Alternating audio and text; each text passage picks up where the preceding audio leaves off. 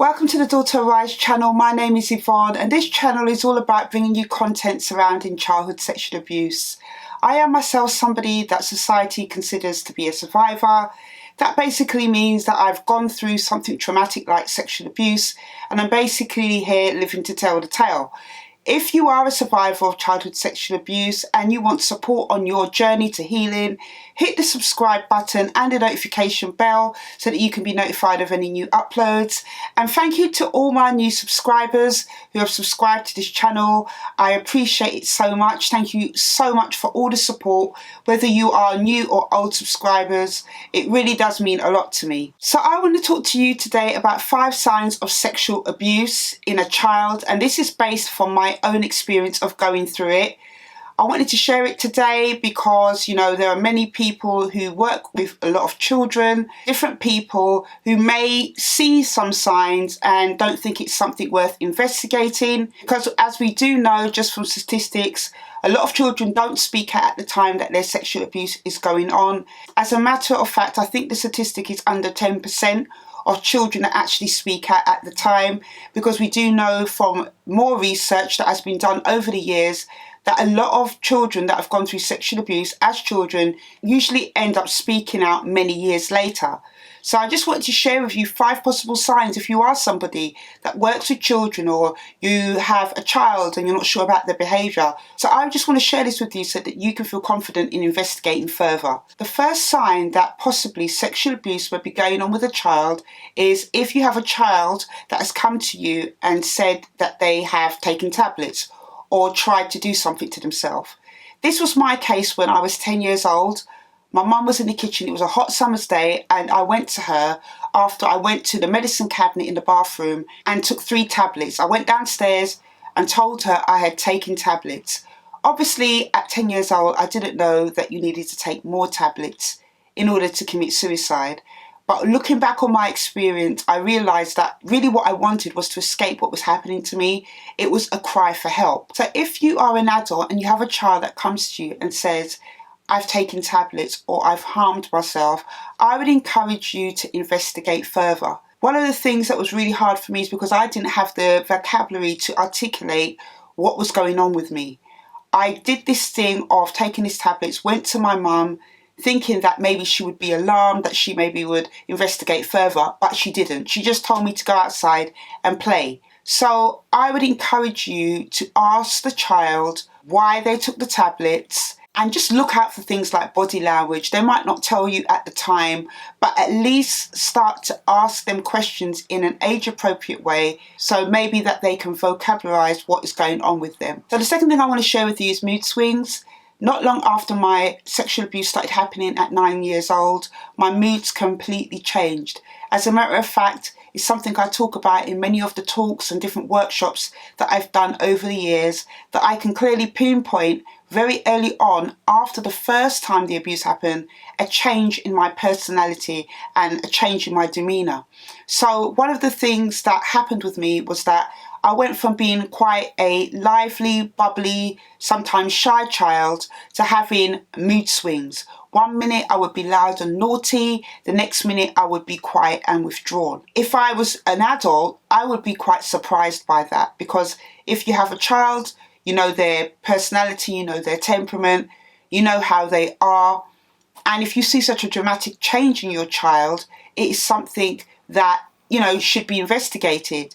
So again, you might not be a parent, you might be a caregiver, a foster parent, you might be a teacher in a school or a worker in a youth club. Whatever environment you are in with a child and you notice that they seem withdrawn, sullen, have really extreme mood swings, it is worth sitting down with that child if you can and just having a conversation with them.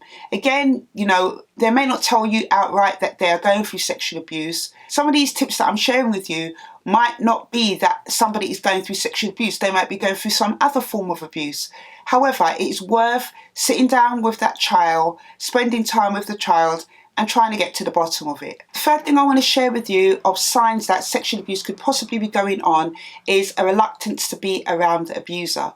Now, when it came to my dad, I really didn't have much choice to be around him because we all lived in a family home. As much as I could, I tried to spend time upstairs in my bedroom that I shared with my sister. But there was one clear time when my dad wanted to leave. I was 10 years old. It's something that I talk about in my autobiography, Daughter Arise, which is this book here. And would you believe my book, Daughter Arise, is going to be 10 years in a few weeks' time. 10 years since it was first published, the first edition that is. But when my dad wanted to leave my mum, and he didn't want to take my brother and sister, he only wanted to take me, I didn't want to go. I was very verbal in the fact that I didn't want to go. I was saying, no, I want to stay here with my mum. I don't want to go with you. That in itself is something that should raise alarms. Now, unfortunately, as I've talked about on other videos, my mum wasn't able to, investigate or to ask the right questions when it came to things to do with my dad. However, if you have a child that is around an adult who's very nervous around them, doesn't want to go out with them, doesn't want to be around them, maybe when they come over to the house, maybe they run and cling onto your leg, or just absolutely feel repulsed at being around them, you need to investigate and have a look into that. It's the same as well if you're a parent, a caregiver, you have a child who has a teacher or somebody they go to, maybe it's a childminder or somebody who's in their church or mosque or whatever, and as soon as you mention their name, they are hesitant, they don't want to go, they get really upset, or they just, get really bothered by them. That is actually a very strong indicator that something is going on and it's worth looking into. Another quick point is acting out. As a 9-year-old girl, all the way up to 13 and even beyond, when I was in the care system, I acted out a lot. And the root of my behaviour started after I was sexually abused. So I would do things like steal from my parents. I would steal from my mum's purse, steal from my dad's wallet. I would steal from shops. I would act out. Sometimes I would just lash out in temper. A lot of my behaviour from that point, after I started to be sexually abused, I just spent a lot of time acting out.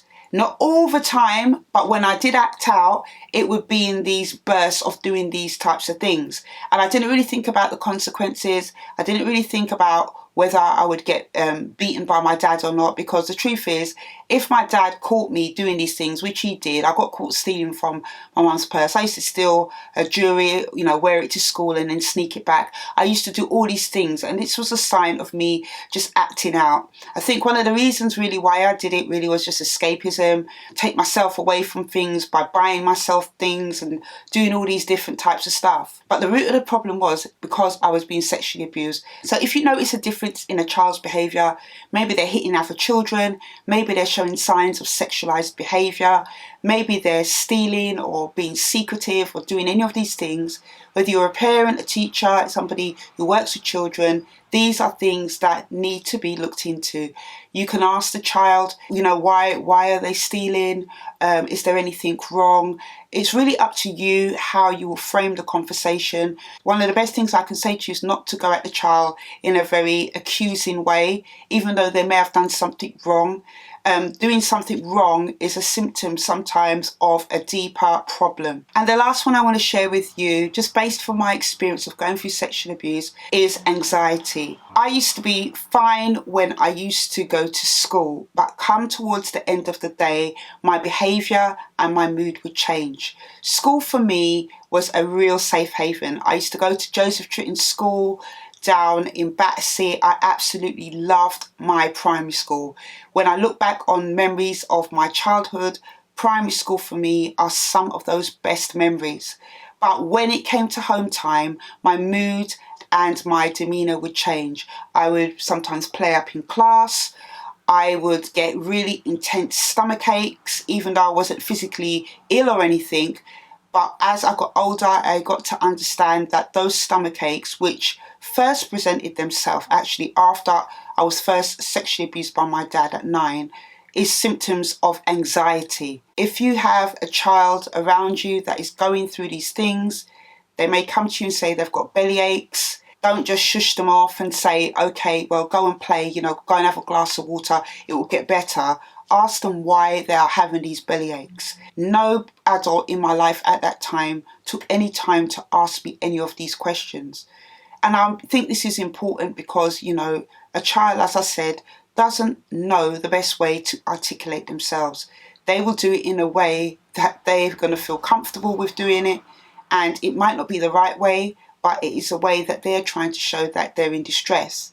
And the things that I've shared with you so far are based on my own experience of actually being somebody that's gone through sexual abuse. And this is not including later on when, you know, they found physical evidence.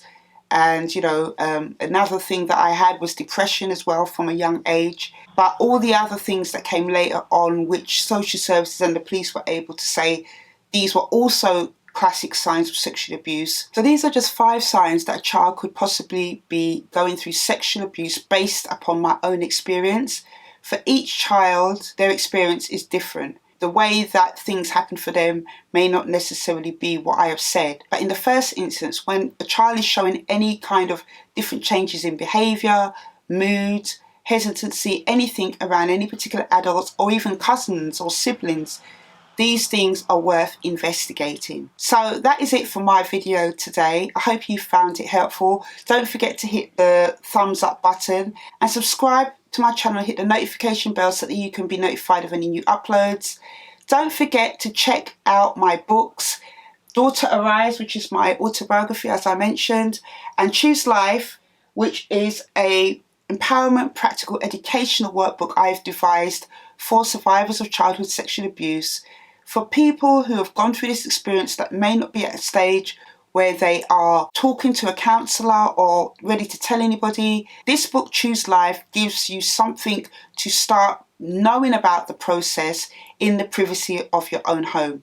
It's available on ebook, paperback, and I will leave links in the description box below. I will leave a link to my TEDx talk in the description box below. Also, you can check out my organisation, Daughter Arise, which is www.daughterarise.org.uk. It's an peer empowerment organisation I've been running for survivors of childhood sexual abuse as a volunteer for the last nearly 10 years now. And, you know, we offer a range of different resources and services on that website. So I will also leave a link to that, and I will see you on the next video.